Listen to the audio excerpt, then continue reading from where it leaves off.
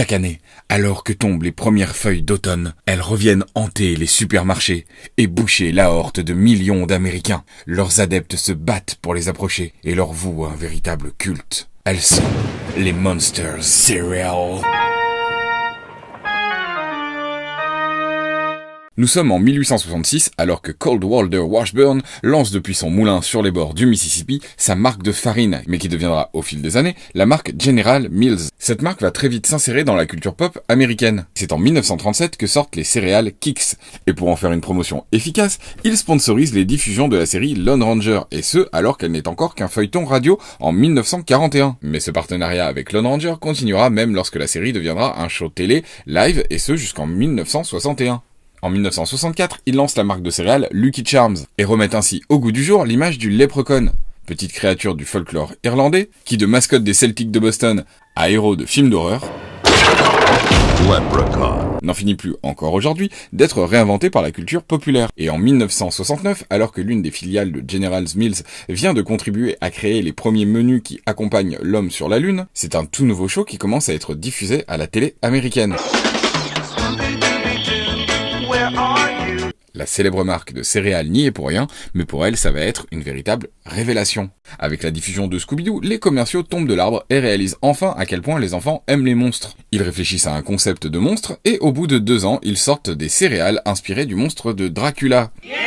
Les céréales Comte Chocula sont nées. Le succès est immédiat et à peine 9 mois plus tard, les céréales Frankenberry, inspirées du célèbre monstre de Frankenstein, font leur apparition et sont accompagnées pour l'occasion d'un dessin animé spot publicitaire. Dans cette réclame, on découvre que les mascottes, Chocula et Frankenberry, n'ont peur que d'une seule chose, les enfants. Petite astuce, les traits de l'enfant en question sont ici largement inspirés de ceux de Charlie Brown, le célèbre copain de Snoopy le chien. L'hommage est plutôt astucieux puisque Charlie Brown, Snoopy et toute sa bande que l'on nomme les Peanuts sont les héros d'un dessin animé spécial Halloween, It's a Great Pumpkin Charlie Brown, adoré et multi-rediffusé en Amérique chaque année depuis 1966. Avec les années, le comte Chocula et Frankenberry seront rejoints par d'autres personnages et donc d'autres paquets de céréales. Le fantôme des Boo Berry, le loup-garou des Fruit Boots ou la momie des Yummy Mummy.